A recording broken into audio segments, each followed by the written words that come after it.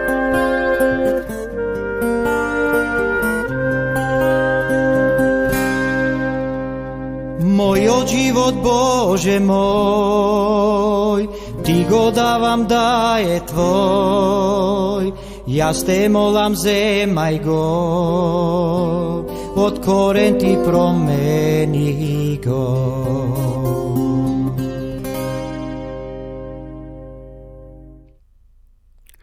Се враќаме повторно во нашата емисија, почитувани гледачи.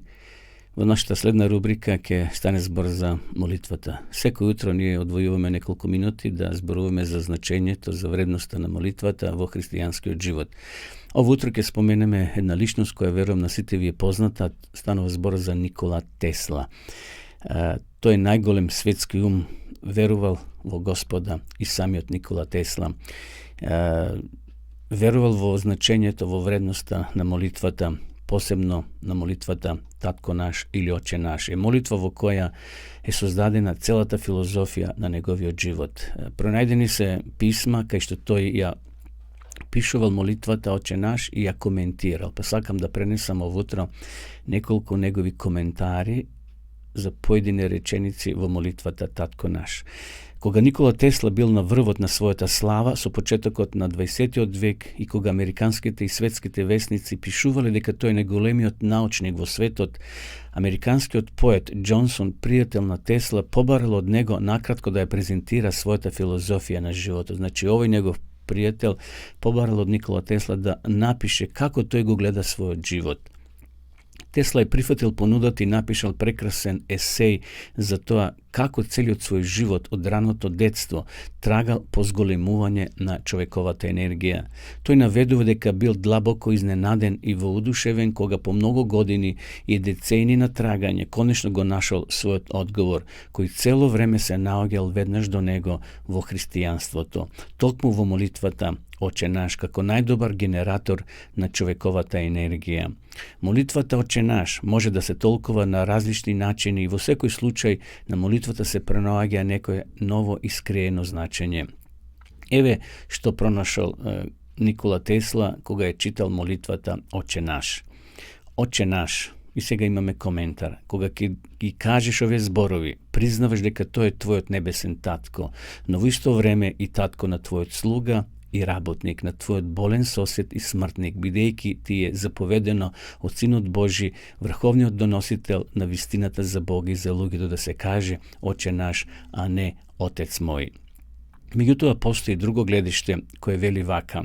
Во молитвата Оче наш не е изразено ништо друго освен човечката душа, кога таа на вистински начин се воздига толку да може така да се нарече, бидејќи нејзиното потекло е божествено. Ние сме дел од божеството. Со молитва човекот треба во часовите на потреба да се воздигне до развојната смисла на својата 7-члена природа, а 7 молби изразува духовно научно влијание врз човековата природа. Кој си на небото. Значи дека и на местото каде што е нашиот татко и татковината наша, поганите кои го гледаат својот родител само во овој материјален свет, било како човек, било како река или како сонце месечина, не може да веруваат во некоја друга татковина, туку во земската. Татковината е богатство, големо, а Господинот рекол, каде богатството, таму е и срцето ваше. Но може да значи и ова. Со ова укажува на најдлабоките темели на човековата природа, на искриеното битие на човекот, кој по христијанскиот езотиречен регион спиритуално царство. Трите први молби се однесуваат на 3 високи членови на природата на човекот, на божествената содржина на човекот. Свето нека името Твое, да дојде царство Твое и да биде волјата Твоја. Гледате, почитувани гледачи, како Никола Тесла верал во Бога. Како тој има свое размислување и го образложува значењето на молитвата Татко наш. Понатаму вели, нека се свети името Твое. Сите наши работи во овој минлив живот нека се осветуваат со името Божје. Нека нашиот општествен систем биде именуван и покриен со името на Бога. Нажалост, нашите општества денеска не се такви. Нашите водачи, нашите лидери, иако се декларират како христијани, тие малку знаат за Христа, малку знаат за Бога, малку имат страв Божие. Никола Тесла вели, Сите наши работи во овој милнив живот нека се осветуваат со името Боже. Нека нашиот општествен систем биде именуван и покрен со името на Бога. А го толкуваат секако луѓето тоа и на свој начин. Понатаму нека биде кралството или царството Твое. Царството Божие не може да се разликува од владењето на Бога. Царството доаѓа заедно со царот. Би било абсурдно да се чека царството, а да се отврли царот. Во црковната молитва, о царе небесен утешителу, верниците го молат царот на духот да дојде. Дојди всели се во нас. Смислата на двете молитви е јасна. Царството Божјо ќе дојде тогаш кога и Бог ќе дојде. Молејќи се за Божјето царство, ние всушност ја просиме несовршената власт, а молејќи се за доаѓањето на царот Бог, ние просиме за доаѓањето на најсовршениот владетел над себе си. Вистина, каква вера покажувал овој врховен ум, Никола Тесла, кој пронал многу работи, пронашол за човештвото и денеска ние како луѓе ги користиме, меѓутоа што е најбитно, тој бил духовен човек, бил понизен човек пред Бога, верал во Бога, ја користел молитвата Татко наш, да биде волјата Твоја како на небото и така на земјата. Јави го неговиот коментар. Во небесниот духовен свет владее совршена Божја љубов, но тоа владење на Божјата волја не е наменета со сила, туку неа духови на светлината доброволно ја усвојуваат, покорувајќи својата волја на Божјата волја како на единствена непогрешива. И потоа Никола Тесла ја споменува и следнава реченица: леб насушен дај ни го денес. Бидејќи како што ние велиме татко мој, така ние не велиме ниту леб мој. Таткото е заеднички за сите деца Божи и даровите на Отецот се заеднички. Ова е првиот морално-економски принцип за општествено уредување. Морален затоа што признаваме дека лебот е од Бога, и економски затоа што лебот кој доаѓа го дава им припаѓа на сите. Затоа Бог е Бог над сите, почитувани гледачи. Не е Бог само на македонците, на грците, на бугарите или на србите. Бог е универзален за сите нас. И се што добиваме, го добиваме како благослов од Бога, а и секојдневниот наш леб. И понатаму, еве, уште неколку реченици: прости ни ги долговите наши, како ние што им ги простуваме на нашите должници. Никола вели: Бог одлучно ја бара од нас таа обврска. Тој ќе ни прости онака како што ние ќе простиме на другите. Но луде да се плашиме од ова обврска и овој услов, бидејќи ние бескајно повеќе му должиме на Бога, отколку што тој нам ни доложи или тој да му доложи на целиот свет. И не воведува и во искушение. Да се искуси значи да се испитува. Ако не се направи греф, нема да има ниту испитување, но ние се чувствуваме слаби, му се молиме на Бога да не стави на тест, бидејќи ќе паднеме и ќе пропаднеме. Гледате како тој има едно убаво размислување. Земјата власт и телесниот избор штом ќе се зачнат во луѓето ја губат својата визија на универзалниот Отец небесен и паѓаат во очајна и смртоносна себичност. И не воведува и во искушение во позитивна смисла, значи спасине од искушенијата, односно спасине од нас самите. И еве тука за крај Никола вели: останува уште вина на човечкото јас, вистинската личност, самолюбие влегло во човечкото тело и како последица на тоа човекот станал егоистично суштество. Јас ги следи сите нагони и склоности на телото. Зборот зло никогаш во тајната наука не се користи за ништо друго освен за некоја грешка на човечкото јас, односно на нашата душа. Штувани гледачи, ова беше коментарот на Отче наш, на Татко наш, на молитвата од страна на Никола Тесла. Ова утро имаме една порака од наша гледачка, потреба за молитва. Сите вие кои имате потреба да се молиме за вас, пишете ни во чатот, јавите ни се, а ние во наредните утра ќе се молиме за вашите потреби. Ова наша гледачка од Кавадарци, овие денови треба да оди на хирургија во Охрид, каде што има хируршка интервенција. Па ви јас ке се молам за неја. Господи Боже, ти благодариме што си надел молитвата да се молиме еден за друг. И сега пред Тебе ја ставам ова наша гледачка која има потреба и Твоја заштита. Треба да оди на хируршка интервенција. Ти, Господи, управувај со лекарите кои ќе vršat operacija, da bide v najdobar red, da može da bide izlečena, da se povrati zdravjeto, da se vrati v svoje semejstvo, da bide korisna i za najbliskite u semejstvu, i za tebe, Gospode. Blagoslovi gi ustanatite naši gledači i gledački koji imate zdravstveni problemi, oni koji može bi se na svojeta smrtna postela, ti gi dopri, Gospode, su tvoja ta raka i neka se ostvari tvoja ta volja. To te molime u ime Isusovo. Amin. Odime se odna hristijanska pesna, počtovani gledači, a potom povtrom se vrakeme v naše to studio.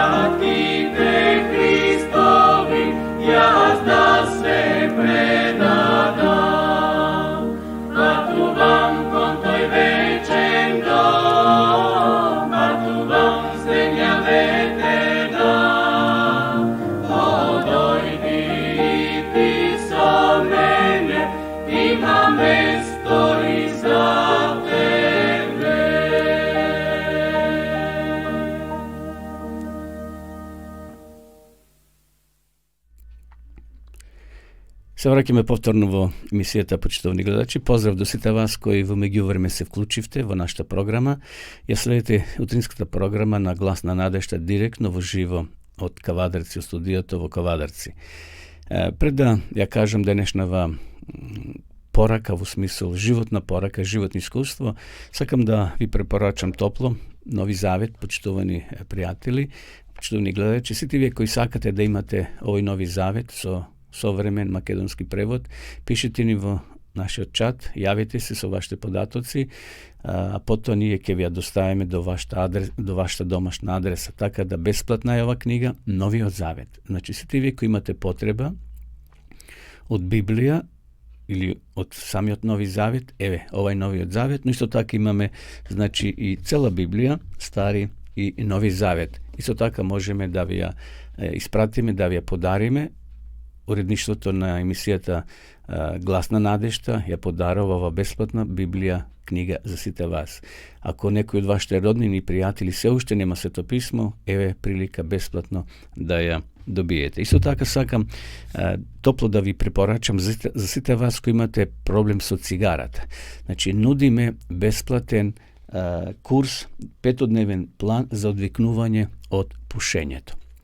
Сите вие кои имате ваши роднини, ваши пријатели, а имаат проблем со цигарата, овде може да најдат корисни совети за 5 дена да ја остават цигарата, тој подмукли убиец, кој носи многу зло во срцата, во душите на луѓето. Знам дека многу пријатели мои, многу луѓе се борат со цигарата, но еве овде ние ви нудиме 5-дневен план за одвикнување од пушењето. Бесплатен е, може да ви го доставиме на ваша домашна адреса. Затоа бидете слободни, пишете ни во порака, ние ќе ви ја испратиме ова брошурка. Сите ви кои имате ваши лични искуства, може да ни ги доставите и ние ќе ги објавиме во наредните наши утрински програми. Еве, ова утро имам еден пример кој носи наслов Мудрецот и ангелот. Може би овој пример е замислен, но има многу корисна порака за сите нас. Пристигнал мудрецот на небесата и се сретнал со ангелот. Како го помина својот живот на земјата, прашал ангелот. Јас постојно бев во потрага по вистината, одговорил мудрецот. Тоа е прекрасно, го пофалил ангелот. А што правеше ти за да ја најдеш таа вистина? Со што се занимаваше за да ја увидиш? Мудроста ја собирале луѓето, ја запишувале во книги.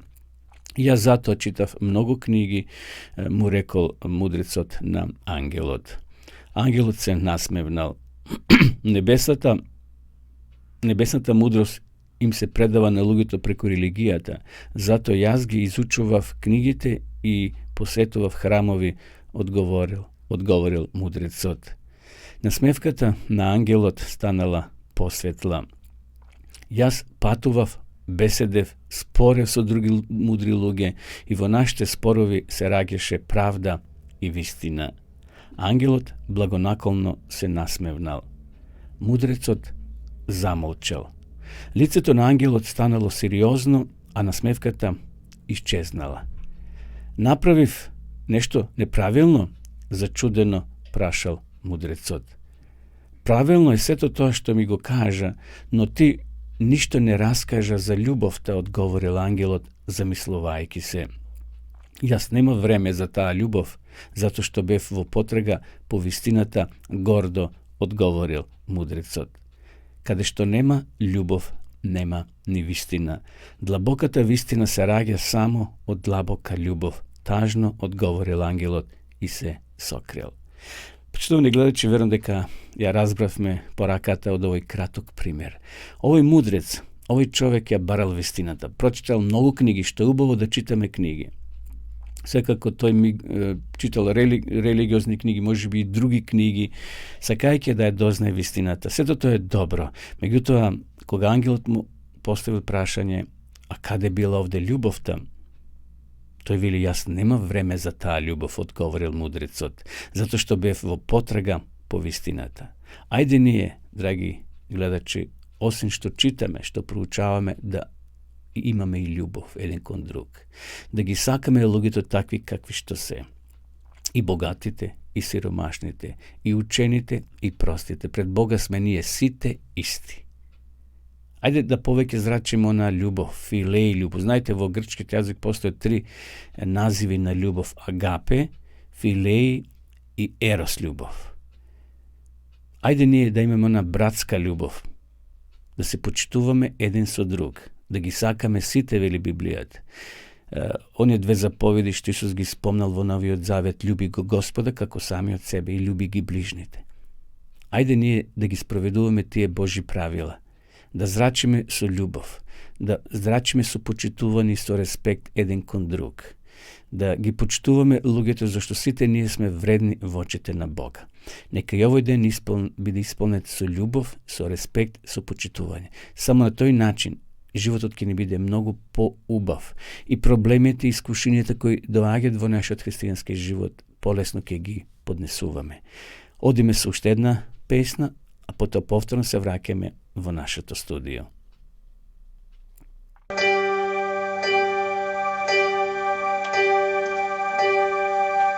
Koga sam sama, koga jak me mači, vo nevolja, što srce zamira, na kolena, vo molitva te bara, Gospode, da dojdeš kraj mene. Me podigaš na planini razvojan, me podigaš sred silnih ranovi. Svega znam i nema da se bojam, podigaš kraj mene koga si. Ne postoji život, tamo kaš koga si.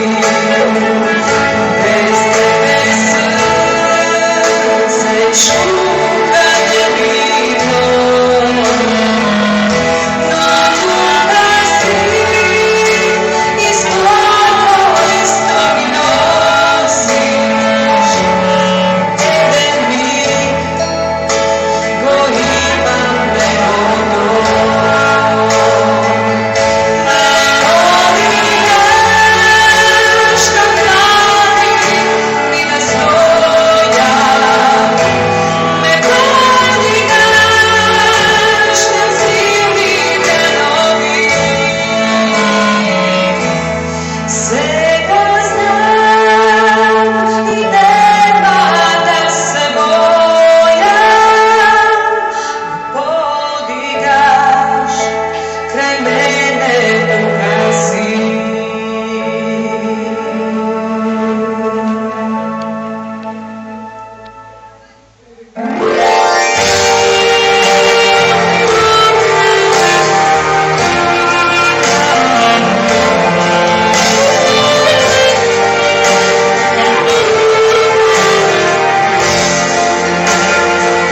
Svega znam i nema da se bojam, jesi za mene koga si. Me podigaš na planini razvojan, me podigaš na zimnih ranovi. Svega znam i nema da se bojam, me podigaš kraj mene koga si.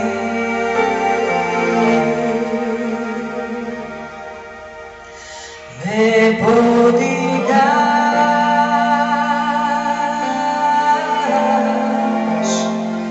kraj mene koga si.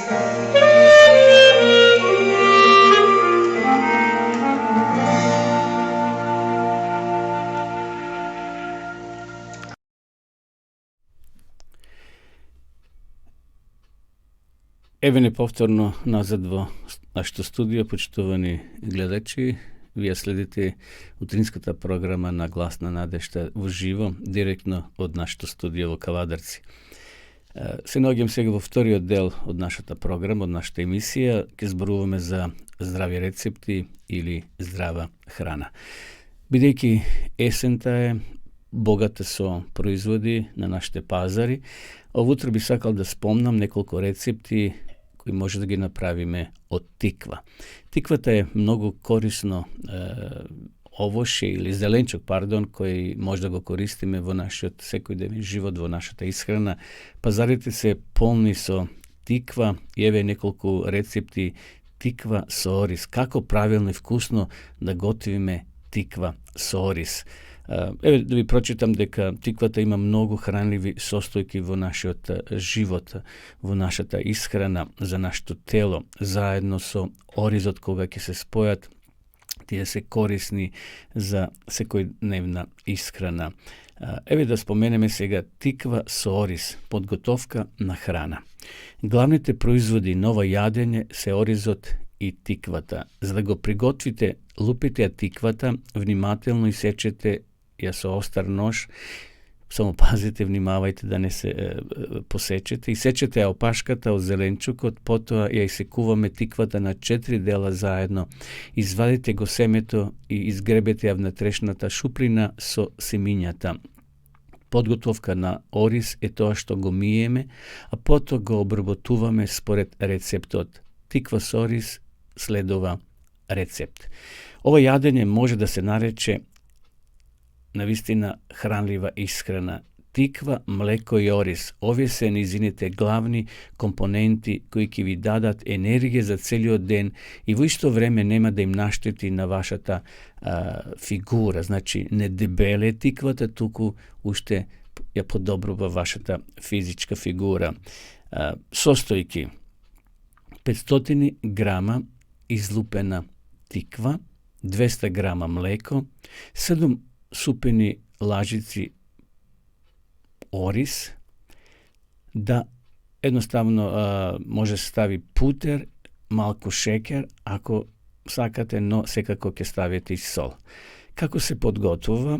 Нежно пилингот на тиквата од кора и семињата се сече на коцки, се става во тенџере и се прелива вода. Во исто време треба да има доволно повеќе вода како тиква. Едноставно повеќе ќе има малце вода од самата количина на тиквата.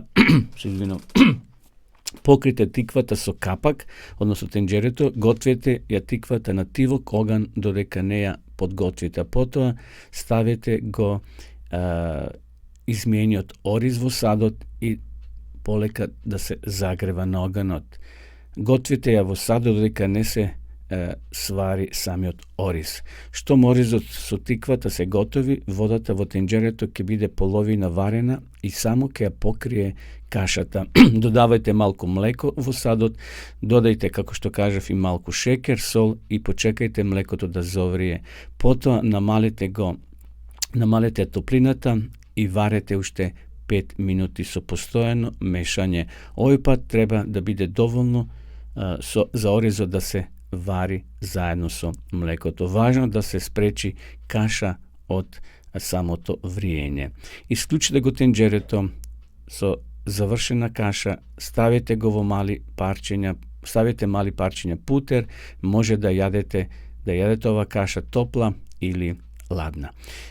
Може да најдете, почитувани гледачи, многу рецепти на оваа тема, меѓутоа мислам дека ќе се снајдете вие домакинките како тоа да го направите и да биде навистина вкусно ова јадење. Тиквата може да се прави само тиква, да се испече во рераната и да се јади така природно. Ви посакувам пријатен апетит, добро јадење и се гледаме во утринската емисија следното утре со некоја нова, со нов рецепт и со некој нов совет. Пред да одиме на следната рубрика, еве уште една песна и потоа повторно се враќаме во нашето студио.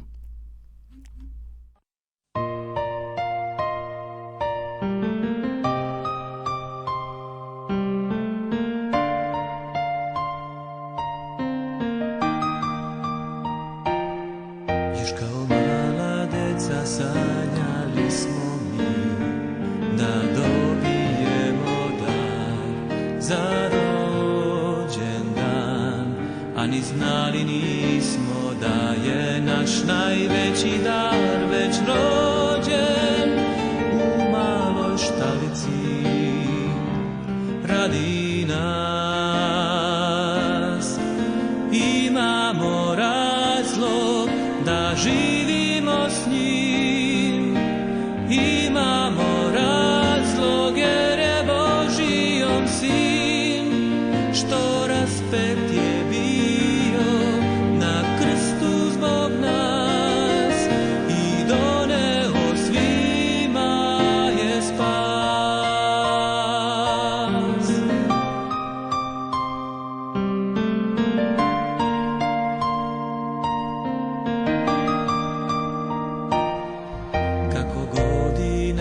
prolazile sve, mi shvatili smo šta nam znači on.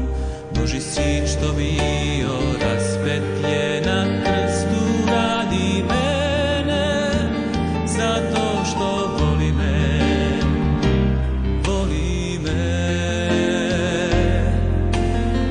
Imamo razlog da živimo s njim, imamo razlog jer je Božji on sin, što raspet je bio na krstu zbog nas i doneo svima je spas. Ja našao sam razlog zašto živim i želim to reći svim ljudima. Moj život i dela nek kazuju njima da želim biti ja sin, da sin. Imamo razlog da živimo s njim, imamo razlog jer je Božji on sin, što raspet je bio na krstu zbog nas i doneo svima je spas. Imamo razlog za to, imamo razlog za to.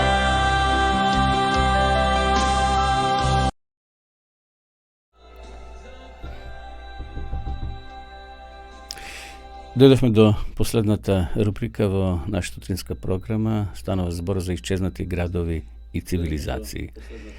Денеска, почитувани гледачи, ќе зборуваме за Ерусалим. Стариот град Ерусалим има мощна, богата и разновидна историја.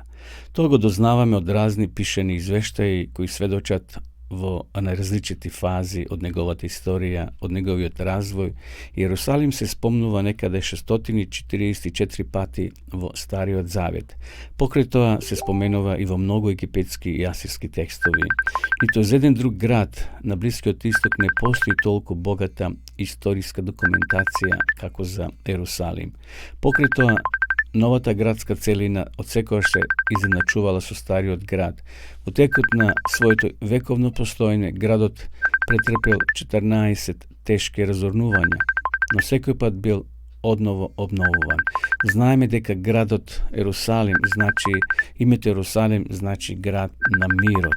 Меѓутоа знаеме дека тој град постојно во некој офанзива, постојно во некој војување, така да воопшто овој денешниот земниот Ерусалим не може се нарече град на мирот.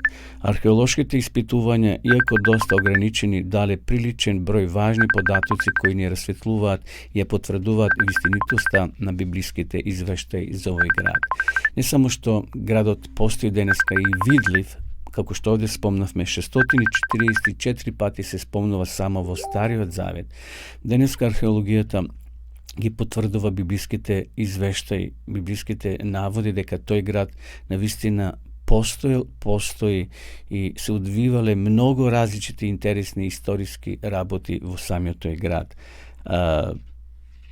Еве, да ви прочитам уште неколку податоци. Денешниот град Иерусалим се наоѓа на живописна висорамнина, се шири меѓу две долини Кедрон на исток и Хином на југ, за да заврши во варовничките гребини на Јудеја. Ова висорамнина е поделена на два нееднакви дела со долина која еден еврејски историчар ја нарекол долината Тирепеон. Спроведените истражувања со сонда покажале дека во оваа долина се натрупале остатоци од орнатините што настанале во текот на многобројните разорнувања што ги претрпел градот. И сега овде писателот Драго Обрадовиќ во ова книга што вие од срце препорачувам, исчезнати градови и цивилизации, почитувани пријатели, може да најдете мноштво извештаи историски, археолошки и на тој начин тие податоци што археологијата ни ги дава ја потврдува веродостојноста на Библијата, на Светото писмо. Знаеме дека од 1961 година до 1967 година се извршени археолошки истражувања околу Стариот Ерусалим, градот на јудејските кралеви, со цел да се откријат неговите ѕидишта и да се определи датумот на неговото подигнување.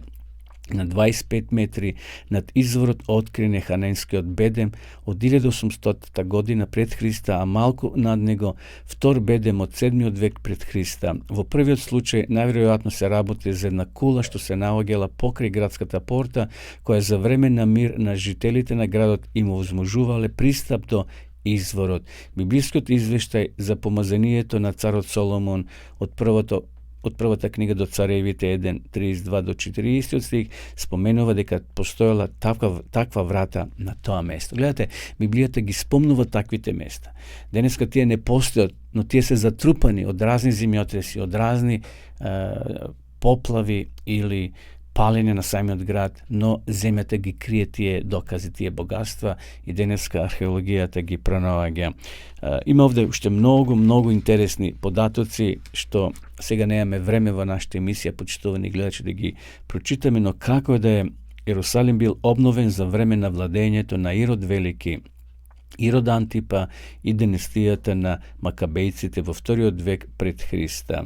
Во последните искупувања кои се извршени во Ерусалим на јужната и на западната страна на зидот, пред локацијата на некогашниот храм, откриени се многу гробови во карпите на западниот рид и тоа на неговата исто така источна страна. За евреите Ерусалим е главниот град. И ден денес се спорат палестинците и евреите чиј е Ерусалим. Денеска Ерусалим, знаеме, е главното верско свртелиште на евреите. Тука постои тој голем храм, кај што има дел и јудејците, и муслиманите, и христијаните, и на тој начин сите се, како да кажеме, задоволни, бидејќи тука се одигурувале многу верски настани во минатото. Па и самиот Исус, кога седел на Маслинската гора со своите ученици, плачел за Ерусалим. Давал многу пророштва. Знаеме, во тие пророштва Ерусалим бил неколку пати разрушуван и запален, но во Мати 24 глава имаме знаци кои Исус ги кажал и сите јудејци, сите евреи кои внимавале на таквите знаци, на време го напуштиле градот и останеле живи. А они кои одмавнувале со рака, кои не верувале на Божите пророштва, ја нашли својата смрт во самиот град Ерусалим, кој бил опколен неколку седмици и месеци од страната на римската војска на чело со војсководителот Тит. И историјата забележала дека луѓето меѓу себе се јаделе. И кога напокон влегле римјаните во самиот град, многу луѓе били убиени, крв течела по улиците, вели историјата. И тука имаме пророштво за храмот, кај што Исус рекол нема да остане ни камен на камен од овој храм. И навистина кога дошла римската војска, го запалеле, некој од војниците фрлил факел во храмот и бил запален.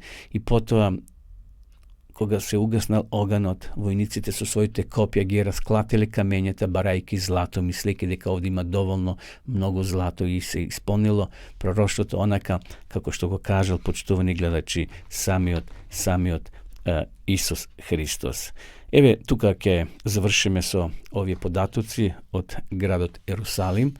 Ние полека дојдовме до крајот на денешната емисија, драги гледачи. Ми беше задоволство што можевме денеска во живо да се дружиме од студиото на Глас на надежд од Кавадарци. Ви закажувам нова средба утре наутро во 8 часот и 30 минути. Споделете ова информација со вашите пријатели, со вашите домашни. Ова емисија се снима и ќе може да ја гледате веднаш после неколку минути кога ќе завршиме, или ќе остане на нашиот сајт, односно на нашата YouTube страна, на каналот YouTube Глас на надежта. Споделите ја со вашите пријатели, со вашите роднини. А сакам на крајот да ве поздравам сите вас овде во Македонија кои не следите, во западните земји, во Европа, во Австралија, во Америка. Сите, нека Господ не благослови во овој ден и нека ни даде мир и радост во нашите срца. И чувајте се, драги мои пријатели, и гледачи, се гледаме утре наутро во исто време. Довидување.